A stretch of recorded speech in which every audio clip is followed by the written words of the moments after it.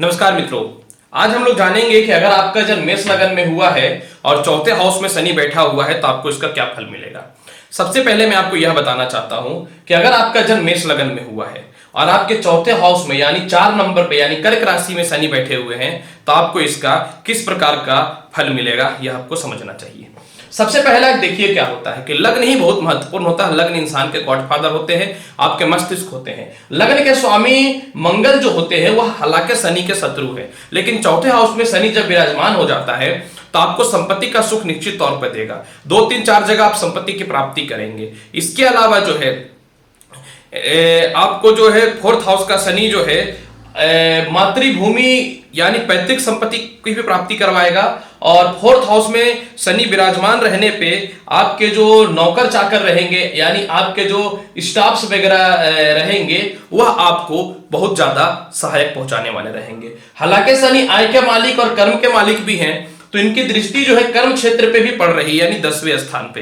अतः आपका जन्म होना पिता के लिए निश्चित तौर पे लाभकारी रहेगा। आपका जन्म लेना पिता की उन्नति का कारक रहेगा। और क्योंकि कर्म स्थान जो होता है यह बहुत शुभ स्थान होता है और शनि डायरेक्ट अपने कर्म स्थान को देखेगा तो आप उच्च प्रकार के कर्म करने वाले रहेंगे।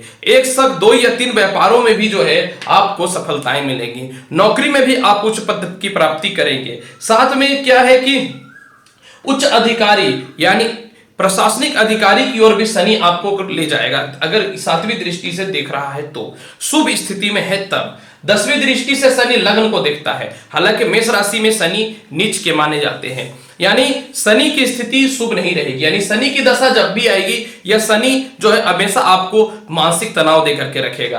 किसी न तो किसी प्रकार से जो है आपका प्रतिष्ठा में थोड़ा सा शनि जो है हमेशा कमी करने का आवश्यक तौर पे प्रयास करेगा।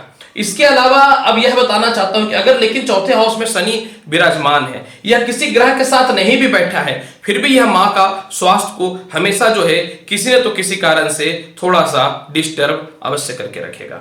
अगर यहां साथ में बृहस्पति शनि के बैठ जाते हैं यह समझने वाली बात है। उससे पहले लोग जानते हैं तीसरी दृष्टि से शनि जो है शत्रु हाउस को देख रहे हैं। हालांकि तीसरी दृष्टि से शत्रु हाउस को देख रहे हैं तो यह होता क्या है कि यह रोग का भी हाउस होता है और बुध की राशि है, तो शनि मजबूत है और तीसरी दृष्टि से शत्रु हाउस को देख रहे हैं तो आपके शत्रु आप पे कभी हावी नहीं हो पाएंगे।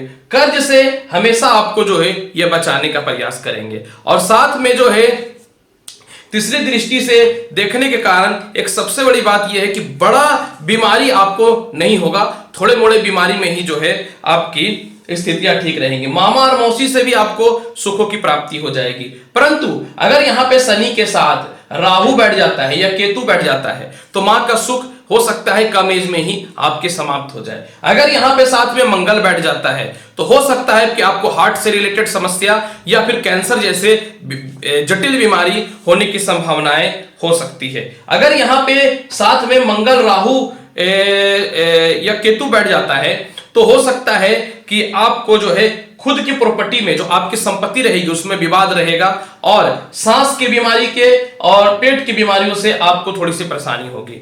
अगर यहां पे मंगल राहु और शनि बैठ जाते हैं तो आपका पिता से थोड़ा सा विचारों में कमी आ जाएगा और आपको जो है अपने घर में रहने का सुख नहीं मिलेगा। आप हमेशा जीवन में भटकाव रहेगा, यानी अपना घर रहने के बाद भी जो है आपको जो हो सकता है परेशानी हो सकता है। हालांकि मंगल और शनि साथ में रहने पे अंगारक योग उत्पत्ति करता है और मंगल यहां पे नीच का हो जाएगा तो आपको माता और संपत्ति के सुख ना के बराबर प्राप्त होगी। अगर यहां पे चंद्रमा बैठ जाता है तो अब देखिए यहां पे क्या है विष योग तो बनाएगा, लेकिन क्योंकि ये 4 नंबर और मंगल के परम मित्र है चंद्रमा तो यह क्या है कि यमीनाथ योग बनाएगा। यमनीनाथ योग जो होता है वो सुख समृद्धि और संपत्ति को प्राप्त करने वाला रहेगा। अगर बृहस्पति बैठ जाते हैं तो बृहस्पति यहाँ पे उच्च के हो जाते हैं तो यह राजयोग के साथ में जो है हंस योग की उत्पत्ति करेगा और कुल दीपक योग की उत्पत्ति कर देगा। अर्थात अपने पराक्रम से आप संपत्ति को प्राप्त करेंगे। फिर भी मां का स्वास्थ्य थोड़ा डिस्टर्ब आवश्यक रहेगा।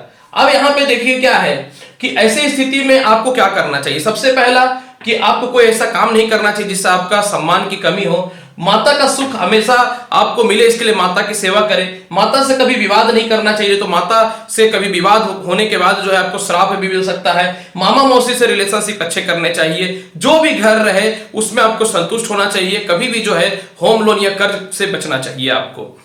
मैंने बताया कि मेष लग्न में चौथे हाउस में शनि रहते हैं तो आपको क्या फल मिलता है। तो आप अगर ज्योतिष के क्षेत्र में नए हैं या अपनी जन्म पत्रिका देख रहे हैं और आपको समझ में नहीं आ रहा है कि क्या फल होता है, तो आपको निश्चित तौर पर यही फल मिलेगा। वीडियो अच्छा लगता है तो लाइक करें, शेयर करें, सब्सक्राइब करें। मिलोगे नेक्स्ट एपिसोड में और अच्छी जानकारी के साथ। तब तक के लिए नमस्कार।